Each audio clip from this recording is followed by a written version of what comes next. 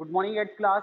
तो चलिए बच्चों, कल हमने शुरू किया था conservation of plants and animal chapter, biodiversity समझाया था। बायोडाइवर्सिटी क्या होता है, तो चलिए शुरू करते हैं दोबारा। शुरू करते हैं इसको, आगे कंटिन्यू करते हैं हम। तो बुक निकाल लीजिए। बायोडाइवर्सिटी क्या हेडिंग है, बायोडाइवर्सिटी। तो मैंने समझाया था बायोडाइवर्सिटी क्या होता है। बायोडाइवर्सिटी क्या होता है, ठीक है।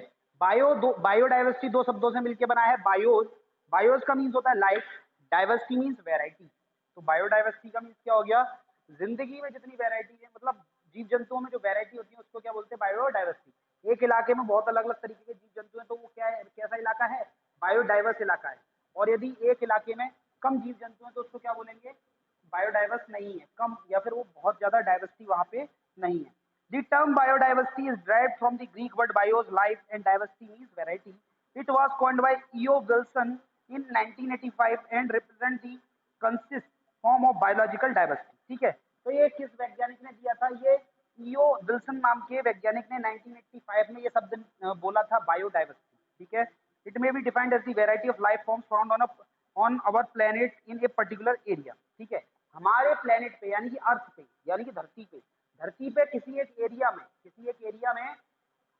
धरती पे किसी एक एरिया में बहुत अलग अलग तरीके के जीव जंतु होते हैं, बहुत अलग अलग तरीके के जीव जंतु होते हैं, अलग अलग तरीके के, उसको क्या बोलते हैं, बायोडाइवर्स एरिया बोलते हैं। ठीक है, the term biodiversity is generally used to describe the number, variety and variability of living organism in a particular region on the अर्थ।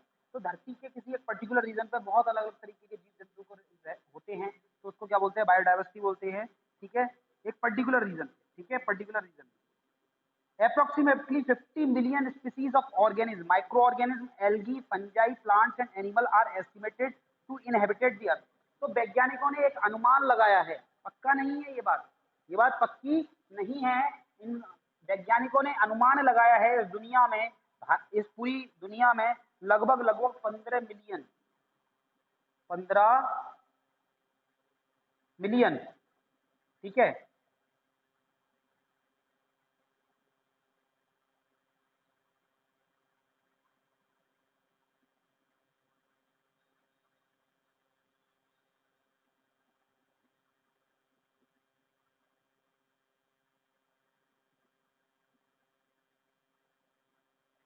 1 करोड़ 50 लाख, 1 करोड़ 50 लाख अलग अलग तरीके के जीव जंतु रहते हैं। ठीक है, 1 करोड़ 50 लाख अलग अलग तरीके के जीव जंतु रहते हैं, ये अनुमान। ठीक है, पेड़ पौधे जीव जंतु सब मिला के, ठीक,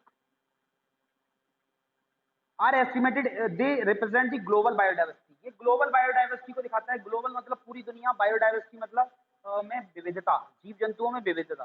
तो देखो बच्चों, यहाँ पे 1 करोड़ 50 लाख जो लिखा हुआ है ना, यहाँ पे इसका मतलब ये नहीं है 1 करोड़ 50 लाख यदि चींटी है तो 1 करोड़ 50 लाख चींटी काउंट होंगी, नहीं।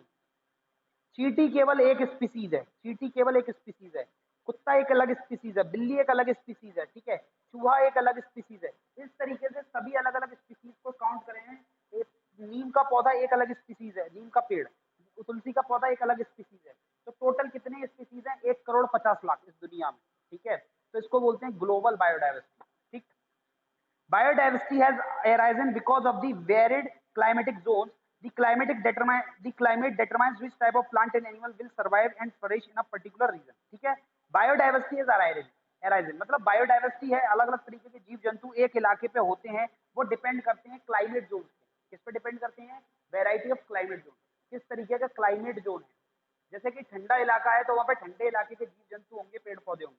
ठीक है, रेगिस्तान में आम का पेड़ नहीं उगता, रेगिस्तान में नीम का पेड़ नहीं उगता, रेगिस्तान में पीपल का पेड़ नहीं उगता, रेगिस्तान में बरगद का पेड़ नहीं उगता। ठीक है, क्योंकि वहां पे क्या होता है, पानी की कमी होती है। तो ऐसे पौधे उगेंगे जिनमें जो क्या हो, उस इलाके में रह सके। तो ऐसे कौन से पौधे होते हैं जो गर्म इलाकों में रह सकते हैं, तो भाई वहां पे पानी नहीं है। ठीक है, और यदि पत्ती का साइज बड़ा हुआ, तो क्या होगा, पानी जो है उस पत्तियों में से सारा का सारा निकल जाएगा और पेड़ बहुत जल्दी मर जाएगा। इसीलिए वहां पे ऐसे पेड़ पौधे पाए जाते हैं, जिनमें पत्तियां नहीं होती, उनमें क्या होते हैं, कांटे होते हैं। क्या होते हैं, कांटे। तो पहाड़, तो रेगिस्तानी इलाकों में हमेशा कांटे वाले ही पेड़ पौधे मिलेंगे। ठीक है, इसी तरीके से वहां पे ऐसे जानवर मिलेंगे जो बहुत दिनों तक पानी पिए बिना रह सकते हो, या बहुत कम पानी पानी में भी जिंदा रह सकते हैं। ठीक है, तो ऐसे जानवर है क्या, ऐसा जानवर मेनली क्या है, ऊंट। तो वहां पे मेनली कौन सा जानवर मिलता है राजस्थान में, ऊंट। तो बायोडाइवर्स तो क्या बोल रहे थे, तो ये बोल रहे थे बायोडाइवर्सिटी इज अराइजिंग। बायोडाइवर्सिटी, इतने अलग अलग तरीके के जीव जंतु पेड़ पौधे क्यों पैदा हो गए हैं, बिकॉज वेरिड क्लाइमेट कंडीशन, अलग अलग कंडीशंस के अकॉर्डिंग। यदि पानी है तो पानी में रहने वाले जीव जंतु होंगे, रेगिस्तान है तो रेगिस्तान में रहने वाले जीव जंतु होंगे, धरती धरती है तो जो बहुत ज्यादा फॉरेस्ट एरिया है तो वहां में फॉरेस्ट एरिया वाले जीव जंतु होंगे। ना तो जो बहुत ज्यादा फॉरेस्ट डेंस फॉरेस्ट है, ना ही रेगिस्तान एक नॉर्मल इलाका है जैसा हमारा, तो वहां पे एरिड, इस रीजन को क्या बोलते हैं, एरिड रीजन। ठीक है, यहाँ पे फॉरेस्ट नहीं है और यहाँ रेगिस्तान भी नहीं, तो इस रीजन को बोलते हैं एरिड रीजन। एरिड रीजन पे उसी तरीके के जीव जंतु होते हैं। ठीक है, नदियों में अलग तरीके के जीव जंतु होते हैं। तो अलग अलग कंडीशंस के अकॉर्डिंग वहाँ पे पानी क्या है, हवा क्या है, कैसे लोग हैं, कैसे जीव जंतु हैं, कैसा अलग अलग टेम्परेचर है, गर्मी पड़ रही है, सर्दी पड़ रही है, बर्फ है, पानी है, तो इस तरीके से डिपेंड करता है। ऐसी सिचुएशन के अकॉर्डिंग ही वहाँ पे, ऐसी सिचुएशन के अकॉर्डिंग वहाँ पे अलग अलग तरीके के जीव जंतु और पेड़ पौधे हैं। ठीक है, The climate determines which type of plant and animal will survive and flourish in a particular region. तो क्लाइमेट, वहाँ का मौसम कैसा है, यही डिसाइड करता है किस तरीके का जीव जंतु वहाँ पे बचेगा और कौन सा जीव जंतु मर जाएगा। तो बहुत गर्मी है तो वही जीव जंतु बचेंगे जो गर्मियों में रह सकते हैं, जैसे कि भेड़ हो गई। ठीक है, जैसे कि ऊंट हो गया, तो गर्मियों में वही जीव जंतु बचेंगे। सर्दियों में बहुत ज्यादा ठंड पड़ती है तो हर तरीके का जीव जंतु नहीं बचेगा, जैसे कि वही जीव जंतु बचेंगे जो बहुत ज्यादा ठंड झेल लेते हो। जैसे कि क्या होता है, सील होती है, सील जानवर देखा है ना, सील, पेंगुइन, पेंगुइन देखा है, सील पेंगुइन टीवियों में देखा होगा आपने, छोटा सा ऐसा पक्षी सा होता है, उड़ नहीं पाता, ऐसे फ्लाइटलेस बर्ड होती है पेंगुइन, पेंगुइन सील। ठीक है, इस तरीके के जीव जंतु बहुत ज्यादा ठंड में रह सकते हैं, तो वो वहीं पे मिलेंगे। ठीक, तो क्लाइमेटिक कंडीशन के अकॉर्डिंग ही कोई पेड़ पौधे या कोई जीव जंतु एक जगह पे रहते हैं, अदरवाइज नहीं कर पाते। ठीक, for example, we do not see thick tall trees in desert, and desert animal like camel and desert lizard cannot survive in tropical forest. ठीक है, तो ट्रॉपिकल फॉरेस्ट यानी कि बहुत गहरे जंगलों में ऊंट जिंदा नहीं रह सकता, बहुत गहरे बहुत ही घने जंगलों में लिजर्ड जो रेगिस्तान की छिपकली होती है वो जिंदा नहीं रह सकती। ठीक है, डेजर्ट में ही ये सारे जीव जंतु मिलेंगे। ऊंट और रेगिस्तान की छिपकली कहाँ पे मिलेगी, रेगिस्तान में ही मिलेगी। बायोडाइवर्सिटी इन इंडिया, तो ये तो हो गई ग्लोबल बात, पूरी दुनिया की बात होगी। पहले तो मैंने समझाया कि भाई conservation of plant and animal क्या मतलब क्या है। कंजर्वेशन का मतलब होता है बचा के रखना जानवरों और पेड़ पौधों को। ठीक है, फिर मैंने बताया बायोडाइवर्सिटी क्या होता है। बायोडाइवर्सिटी दो शब्दों से मिलकर बना है, bio and diversity, bios and diversity. Bios का मतलब होता है लाइफ, डाइवर्सिटी का मतलब होता है विविधता, अंतर, बहुत अलग अलग तरीके के। तो अलग अलग तरीके के जीव जंतुओं को बायोडाइवर्सिटी बोलते हैं। ठीक है, ग्लोबल बायोडाइवर्सिटी के बारे में बताया फिर मैंने। ग्लोबल बायोडाइवर्सिटी क्या होती है, इस पूरी दुनिया के अंदर अलग अलग किस्म के जीव जंतु हैं, इसी को ग्लोबल बायोडाइवर्सिटी बोलते हैं। एक अंदाजा है 1,50,00,000 अलग अलग किस्म के जीव जंतु इस दुनिया में रहते हैं। ठीक है, 1,50,00,000 अलग अलग किस्म के जीव जंतु इस दुनिया में रहते हैं। ये एक अंदाजा है, एक अनुमान है, कोई पक्की बात नहीं है, इससे ज्यादा ही होंगे, कम नहीं होंगे। ठीक है, फिर इसके बाद हमने जाना कि बायोडाइवर्सिटी होती क्यों है, बायोडाइवर्सिटी होती क्यों है, अलग अलग तरीके के जीव जंतु होते क्यों हैं। तो अलग अलग तरीके के जीव जंतु इसीलिए होते हैं, अलग अलग तरीके के जीव जंतु इसीलिए होते हैं क्योंकि अलग अलग जगहों पे अलग अलग क्लाइमेटिक कंडीशन होती है, अलग अलग जगहों पे अलग अलग किस्म का वातावरण होता है, अलग अलग किस्म की कंडीशन होती हैं, अलग अलग किस्म की जमीन होती है। इसी वजह से वहां पे क्या है, अलग अलग किस्म के जीव जंतु मिलते हैं। ठीक है, फिर हमने पढ़ा, अब हम पढ़ने जा रहे हैं biodiversity in India. Biodiversity in India, तो कुछ जानकारी मैं दे दूं, शायद इसमें लिखी हो, मैंने नहीं पढ़ी बुक। मैं कुछ जानकारी दे दूं। दुनिया के कुछ देश हैं जिनको क्या बोला जाता है, मेगा बायोडाइवर्स कंट्री बोला जाता है। Mega biodiverse country, mega biodiverse country क्या होती हैं, ऐसी कंट्री जिनमें बहुत ज्यादा किस्म के जीव जंतु मिलते हैं, उन कंट्रियों को मेगा बायोडाइवर्स कंट्री बोलते हैं। इंडिया मेगा बायोडाइवर्स कंट्री है, इंडिया में बहुत अलग अलग तरह के जीव जंतु मिलते हैं। ठीक है, इंडिया, अब तुम जानते हो इंडिया में हर तरीके का वातावरण है। जैसे कि पहाड़ पे चले जाओ, उत्तराखंड में चले जाओ, जम्मू कश्मीर में चले जाओ, हिमाचल प्रदेश में चले जाओ, वहां पे क्या है, पहाड़ है। ठीक है, यदि आप चले जाइए, आपको यदि रेगिस्तान देखना है तो आप राजस्थान में चले जाइए। आपको बहुत बहुत घने जंगल देखने हैं तो आप चले जाइए केरल। कहाँ चले जाइए, केरल। या फिर कहाँ चले जाइए, या फिर आप चले जाइए असम, अरुणाचल प्रदेश, मेघालय, नागालैंड, मिजोरम, त्रिपुरा। ठीक है, सिक्किम, इन इलाकों में चले जाइए तो वहां पे बहुत घने जंगल है। ठीक है, आपको यदि क्या चाहिए, एरिड रीजन चाहिए, एरिड रीजन, प्लेन रीजन चाहिए, यदि मैदानी इलाका, समतल इलाका, समतल जमीन चाहिए, तो कहाँ जाइए, उत्तर प्रदेश में आ जाइए, मध्य प्रदेश में आ जाइए, ठीक है, पंजाब में आ जाइए, हरियाणा में आ जाइए, दिल्ली में आ जाइए। तो ये कैसा प्लेन रीजन है। इसके साथ साथ आपको क्या चाहिए, प्लेट्यू रीजन चाहिए, प्लेट्यू पठारी इलाका चाहिए। तो कहाँ चलेगा, मध्य प्रदेश में चलेगा, ठीक है। इसके अलावा क्या चाहिए, आइलैंड चाहिए। यदि तुम्हें क्या चाहिए, आइलैंड, समुद्र चारों तरफ हो, बीच में क्या हो, जमीन हो, आइलैंड चाहिए। तो आप कहाँ चले जाइए, अंडमान निकोबार चले जाइए, लक्षद्वीप चले जाइए, ठीक है। तो आपके पास आइलैंड भी है, पहाड़ी इलाका भी है, रेगिस्तानी इलाका भी है, प्लेन रीजन भी है, प्लेट्यू रीजन भी है, ठीक है, डेजर्ट रीजन भी है, हर तरीके का रीजन है। तो यहाँ पे अलग अलग हर तरीके के जीव जंतु मिलेंगे। इसीलिए इंडिया क्या है, मेगा बायोडाइवर्स कंट्री है, मेगा बायोडाइवर्स कंट्री। चलिए, India has a rich and varied biodiversity because of variety of habitats such as desert, grassland, tropical and temperate forest, coastal, wetland and alpine vegetation। ठीक है, तो यहाँ पे लिखा हुआ है कि इंडिया में हर बहुत ही ज्यादा रिच बायोडाइवर्सिटी है, मतलब बहुत अलग अलग किस्म के जीव जंतु मिलते हैं। जैसे कि ऐसा क्यों है, because of variety of habitat, अलग अलग किस्म के इलाके होने की वजह से, अलग अलग किस्म के हैबिटेट होने की वजह से ऐसा होता है। जैसे कि इंडिया में क्या है, डेजर्ट बताया, रेगिस्तान है। इंडिया में क्या है, ग्रासलैंड, मैदानी इलाके, मैदानी इलाके मतलब जिसमें तुम रह रहे हो, यूपी, एमपी, ठीक है, पंजाब, हरियाणा, ये बताया ना, ये मैदानी इलाके, ग्रासलैंड।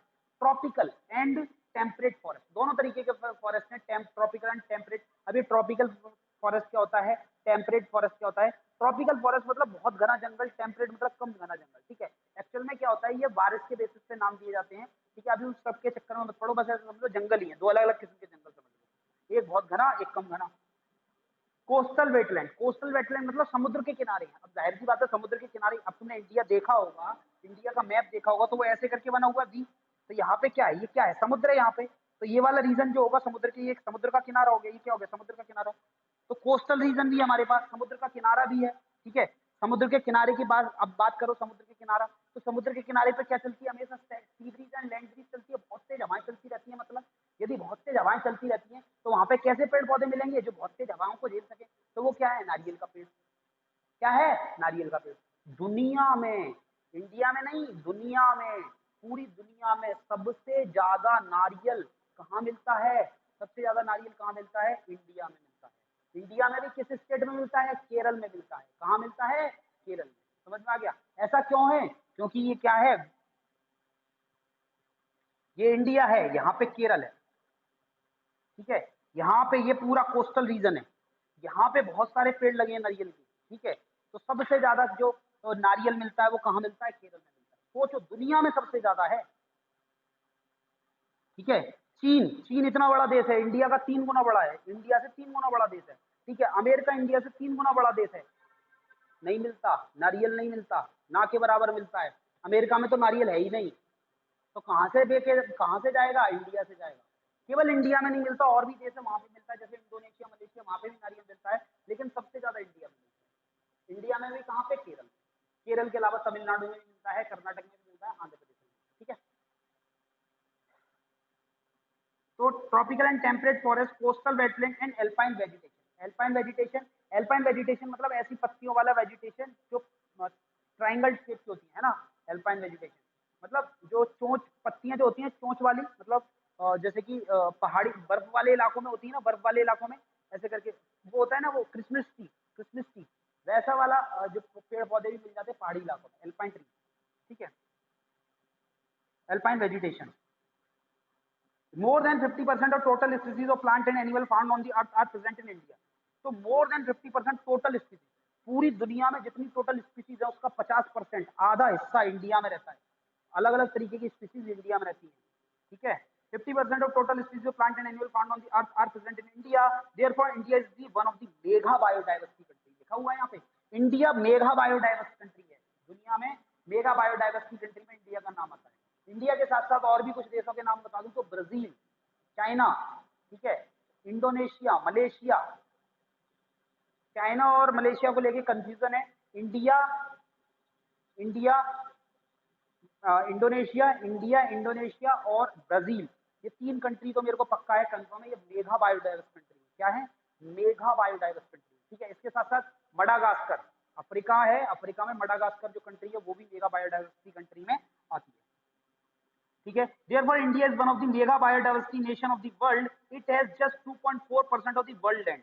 पूरी दुनिया की जमीन का केवल 2.54% जमीन है हमारे पास। पूरी दुनिया जितनी बड़ी है ना, पूरी दुनिया जितनी बड़ी है उसका 2.4%, बस।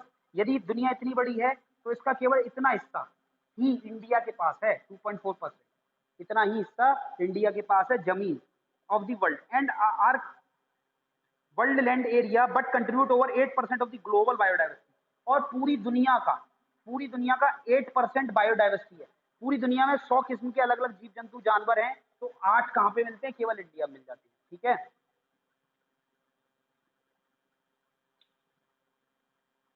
ठीक।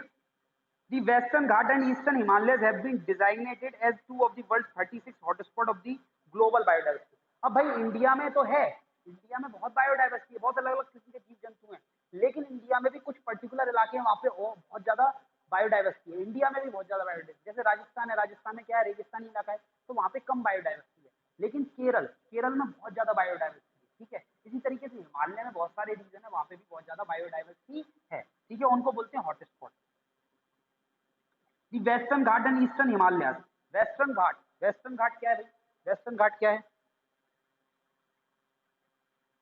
ये इंडिया है, ये अर्थ कुछ ऐसे, ये इंडिया कुछ ऐसे है, ऐसे करके है इंडिया। ठीक है, तो देखो इंडिया ऐसे है, तो हम नक्शे को देखेंगे तो वो ऐसे बना हुआ है।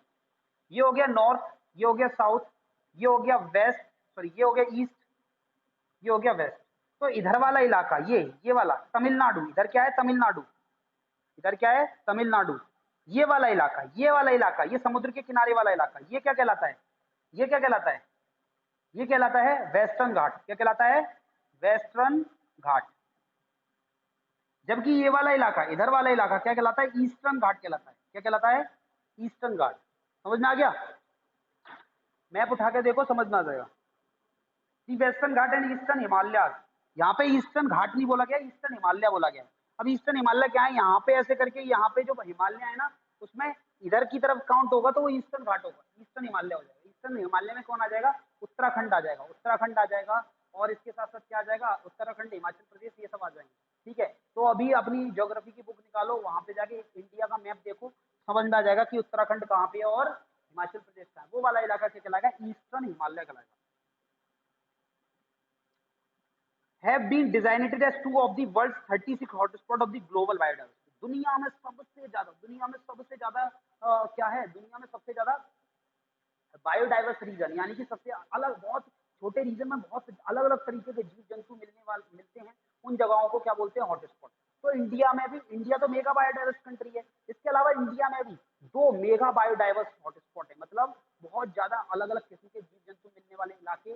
दुनिया के सबसे अलग अलग किस्म के जीव जंतु मिलने वाले इलाके हैं, जिनमें से 2 कौन से हैं? इंडिया में आते हैं। एक तो आता है वेस्टर्न घाट, और क्या आता है? और यहाँ पे क्या आता है? ईस्टर्न हिमालय। तो ये 2 जगह हैं जहाँ पे सबसे ज्यादा बायोडाइवर्सिटी मिलती है।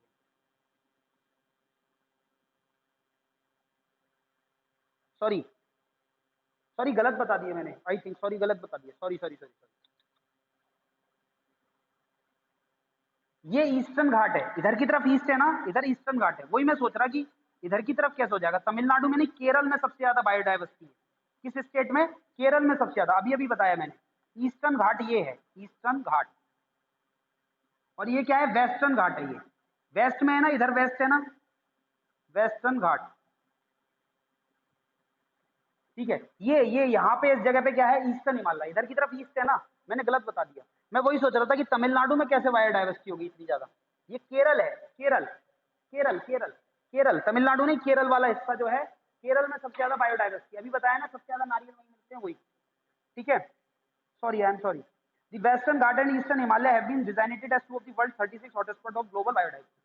दुनिया में सबसे ज्यादा अधिक जीव जंतु, अलग अलग किस्म के जीव जंतु 36 जगहों पे मिलते हैं, 36 इलाकों में मिलते हैं, जिसमें से 2 इलाके इंडिया में आते हैं। एक तो हमारा ये केरल वाला हिस्सा आता है, जिसको वेस्टर्न घाट बोल रहे हैं, और एक ये हिमालय वाला रीजन आता है, जिसमें कौन आ जाता है? हिमाचल प्रदेश एंड उत्तराखंड आ जाते हैं। ठीक है, हिमाचल प्रदेश एंड उत्तराखंड आता है। ओके, समथिंग मोर, कुछ एक्स्ट्रा जानकारी यहाँ पे दे रखी है, तो इसको भी पढ़ना हमारा दायित्व बनता है, तो पढ़ लेते हैं। Mega diversity nation are very rich in plant and animal species. तो मेगा डाइवर्स कंट्रीज, यानी कि मेगा डाइवर्स रीजन जो होते हैं, मेगा डाइवर्स नेशन होते हैं, मेगा डाइवर्स देश होते हैं, वो क्या होते हैं, very rich in plant and animals. जाहिर सी बात है वहां पे बहुत अलग अलग किस्म के प्लांट एंड एनिमल्स होंगे। इंडिया, इंडिया अभी बताया ना, इंडिया, ब्राजील मैंने बताया ना, Brazil, Colombia, Mexico, Indonesia, Philippines, China and Australia are mega biodiverse nation. तो चाइना को मेरे को कंफर्म नहीं था, यहाँ पे कंफर्म हो गया। तो चाइना जो है वो मेगा बायोडाइवर्सिटी नेशन है।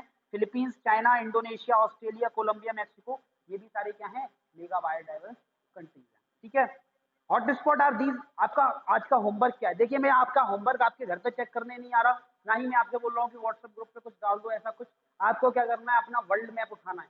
ठीक है, ज्योग्राफी की बुक में वर्ल्ड मैप होगा, यदि नहीं है तो अपने मोबाइल में जाके, मोबाइल में नहीं, आप ज्योग्राफी की बुक में से वर्ल्ड मैप निकालिए और उसमें देखिए देश कहाँ पे है।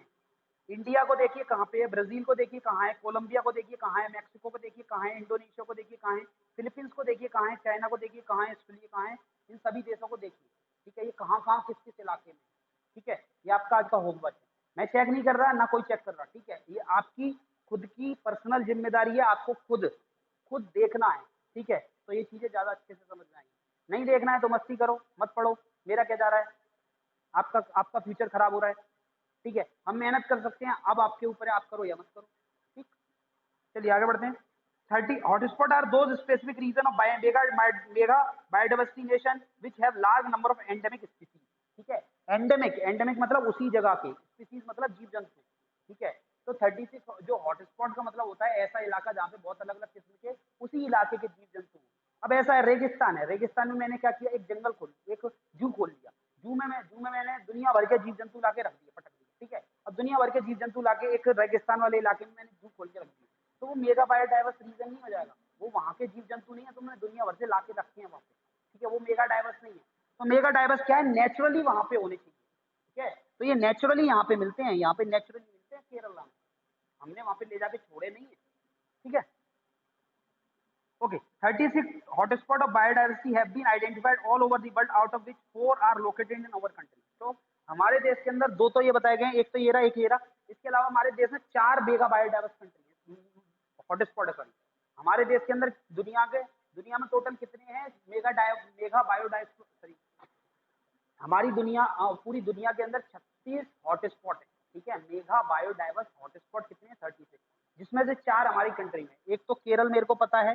ठीक है, इसके अलावा यहाँ पे जो है उत्तराखंड में, वो भी मेरे को पता है, लेकिन बाकी के 4 और भी होंगे। ठीक है, आई थिंक ये एक तो असम है, ये असम वाला रीजन है, असम नहीं, कोलकाता वाला रीजन, सुंदरवन डेल्टा है, वो है एक मेगा बायोडाइवर्स रीजन।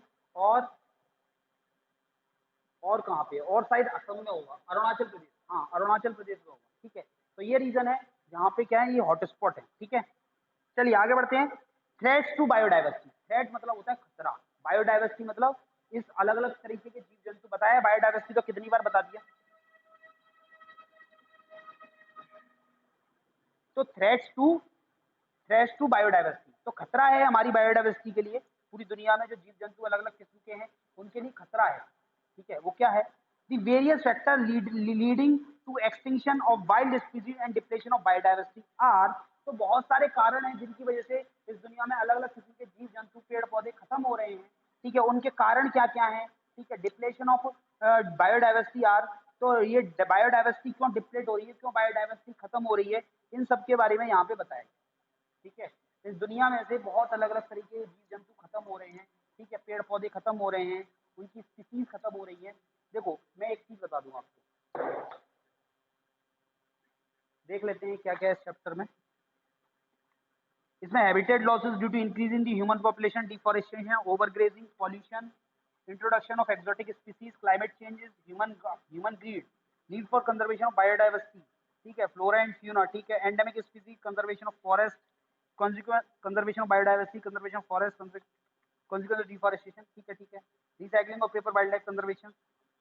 ठीक है, ठीक है, ठीक है, ये चैप्टर काफी बड़ा है, इसको लगभग आई थिंक 3 से 4 दिन लग जाए, उससे भी ज्यादा लग जाए, पता नहीं। ठीक है, तो चलिए समझ लेते हैं, कुछ चीजें और समझा देते हैं। मैं क्या बताने वाला था, various factor leading to extinction of the world species, depletion of biodiversity are. हाँ, ठीक है, तो बहुत सारे फैक्टर्स हैं जो क्या है, वाइल्ड स्पीसीज को खत्म करने के लिए जिम्मेदार हैं। उन यहाँ पे सभी के सभी फैक्टर्स के बारे में हम डिटेल में जानेंगे।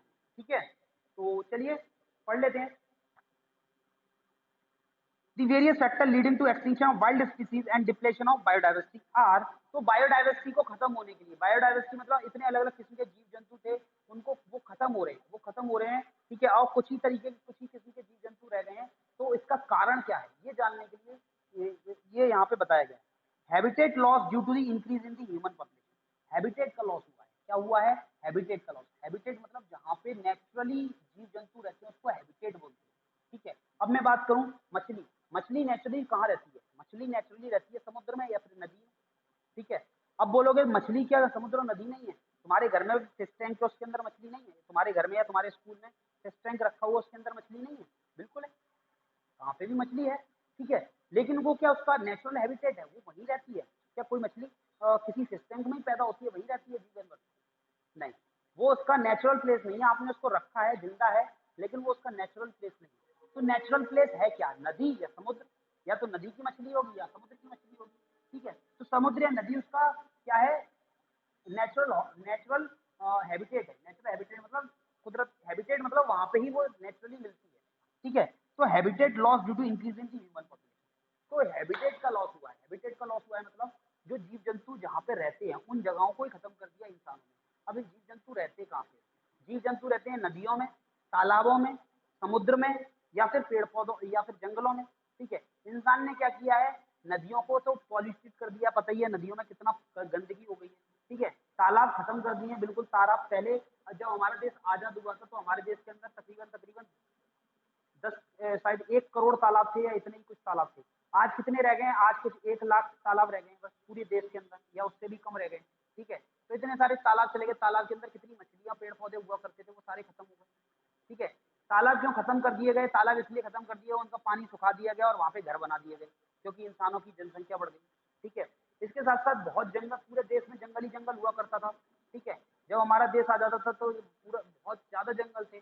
फिर इंसानों का क्या हुआ? इंसान की संख्या बढ़ी, इंसानों को घर बनाने पड़े, फैक्ट्री बनानी पड़ी, रोड बनानी पड़ी, तो इसलिए क्या किया? पेड़ पौधों को काटते चले गए और जंगल का खात्मा कर दिया। तो जंगल खत्म होते चले गए तो उस पर वहां पे रहने वाले जीव जंतु भी खत्म होते चले गए, ठीक है। तो great increase in the human population in the last 70 years is responsible for the rapid decline of biodiversity. तो पिछले 70 सालों के अंदर इंसान की आबादी बहुत ज्यादा बढ़ी है, बहुत ज्यादा बढ़ी है। इस वजह से क्या हुआ? हमें बहुत ज्यादा घरों को बनाने की जरूरत पड़ी, बहुत ज्यादा फैक्ट्री बनानी पड़ी, बहुत ज्यादा स्कूल कॉलेजेस हॉस्पिटल रोड बनानी पड़ी, जिस वजह से क्या हुआ? हमने बहुत सारे जंगल काट दिए। जंगल काट दिए तो बहुत सारे जीव जंतु भी खत्म हो गए।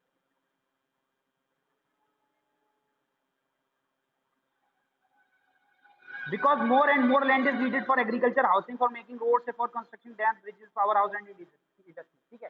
तो यही बताया गया है कि बहुत ज्यादा पॉपुलेशन हुई तो हमें बहुत सारे डैम्स बनाने पड़े, बिजली बनाने के लिए डैम्स बनाने पड़े, घर बनाने पड़े, हाउसिंग बनाने पड़े, इंडस्ट्री बनानी पड़ी, फैक्ट्रियां बनानी पड़ी, क्योंकि बहुत ज्यादा सामान की जरूरत पड़ने लगी तो बहुत ज्यादा फैक्ट्रियां बनी, रोड बनानी पड़ी फैक्ट्रियों का सामान ले जाने के लिए, ठीक है। इसके साथ साथ और क्या बताया गया? यहाँ पे ब्रिजेस बनाने पड़े, कंस्ट्रक्ट डैम बनाने पड़े, ब्रिजेस बनाने पड़े, रोड्स बनाने पड़े।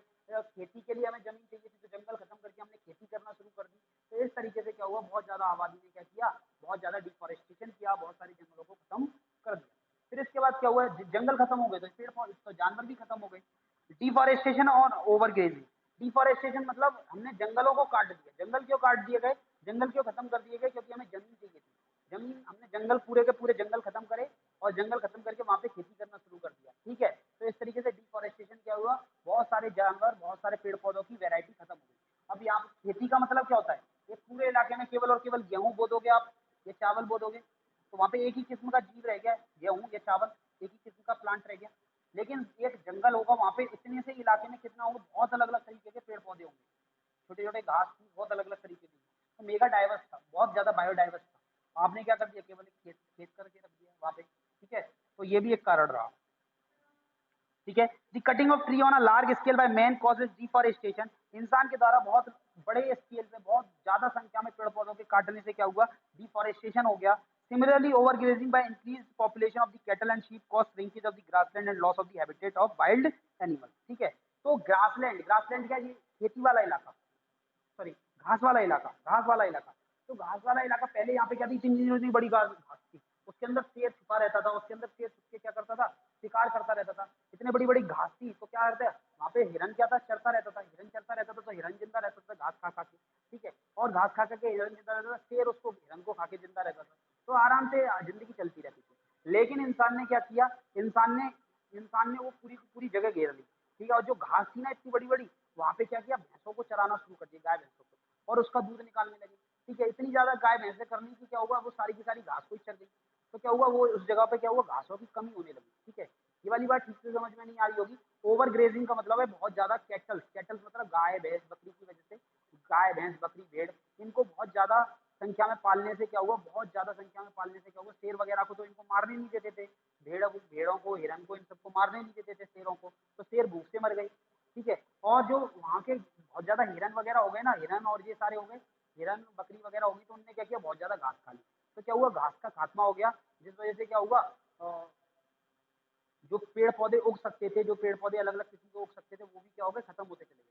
तो ओवर ग्रेजिंग से भी क्या हुआ, डिफॉरेस्टेशन हुआ। अब भाई यहाँ पे बहुत सारी घास थी, अब बोलोगे कि पेड़ पौधों से क्या मतलब है, यहाँ पे देखो समझाई देती है। यहाँ पे बहुत सारी घास थी तो वो क्या थी, वो मिट्टी से जुड़ी हुई थी। तो पानी पड़ता था तो वो मिट्टी यहीं पे रुकी रहती थी घास की वजह से, और वो बह के नहीं जाती। अब क्या हुआ, घास बहुत ज्यादा गाय भैंसों ने खा ली, तो खत्म हो गई घास। घास खत्म होगी तो बरसात हुई, तो ये मिट्टी थी ना, वो बह के चली गई नदियों में। कहाँ चली गई, पानी के साथ मिट्टी घुल के नदियों में चली गई। यदि घास होती तो नहीं बह के जाती। तो ओवर ग्रेजिंग से क्या हुआ, मिट्टी जो है वो बह के चली गई। अब ये जो ऊपर वाली मिट्टी है वो होती है उपजाऊ मिट्टी, मैंने बताया था टॉप सॉइल जो होती है वो उपजाऊ होती है। अब वो बह के चली गई तो फिर क्या होगा, जब वो टॉप सॉइल बह के चली गई तो क्या हुआ, फिर यहाँ पे अच्छी खेती नहीं हो सकती, ठीक है। खेती नहीं हो पाई यहाँ पे, और पेड़ पौधे नहीं उग पाए, ठीक है। इस वजह से क्या हुआ, डिफॉरेस्टेशन होता चला गया, और जब पेड़ पौधे नहीं उग पाएंगे तो क्या होगा, डिफॉरेस्टेशन हो जाएगा, ठीक है। तो यहाँ तक आज के लिए यहीं पे एंड करते हैं, और आगे का चैप्टर हम कल कंटिन्यू करेंगे, ठीक है। कल संडे है, बाद में कंटिन्यू करेंगे, ठीक है। चलिए बाय, रखते हैं इसी के